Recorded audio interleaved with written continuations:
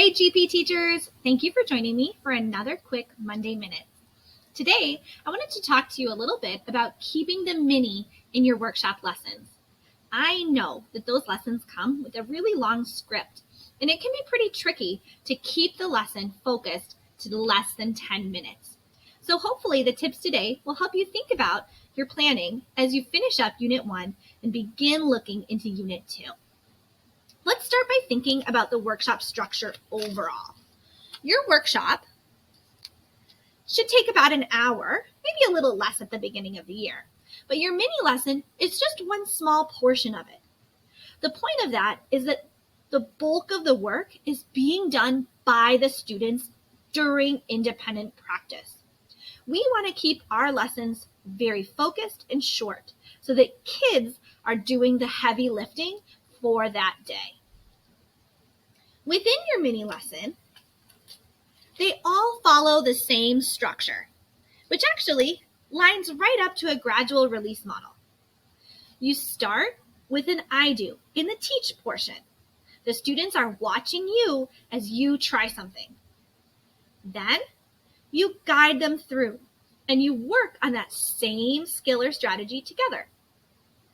Right at the carpet during active engagement, now it's your turn. Turn with a partner and talk about this, right? They get an opportunity to do that work together. So this first, second, and third portion of the gradual release model is happening right on your carpet, right during the mini lesson. And then finally, they get the opportunity for you to do it alone. This is very focused instruction.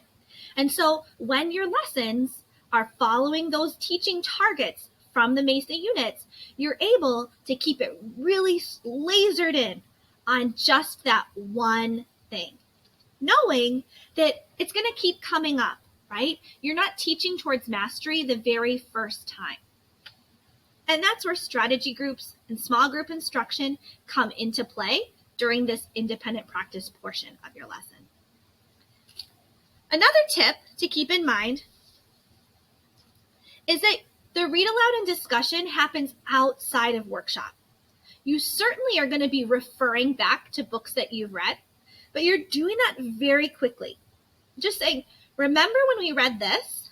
Watch me as I show you how I really visualize while I'm reading.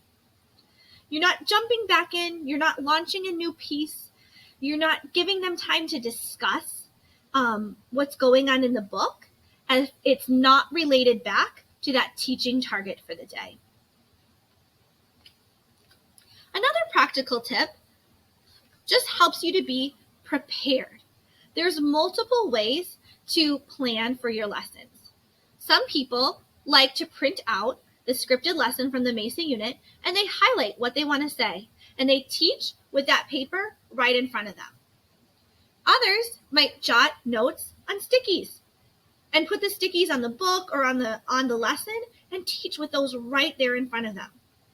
And we also have some that copy and paste, they just copy and paste and create a new document and print it out.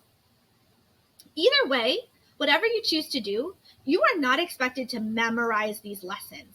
It's okay to have that with you if it's going to help keep you prepared and on topic during your lesson. And finally, the last tip I wanted to share is for when you kind of want to go off script a little bit. Even when you want to do a supplemental lesson or you want to go off script, I would really encourage you to still follow the format of a mini lesson with connect, teach, active engagement, followed by the link. This predictable format really helps you be direct and explicit so that you can stay focused on that one topic.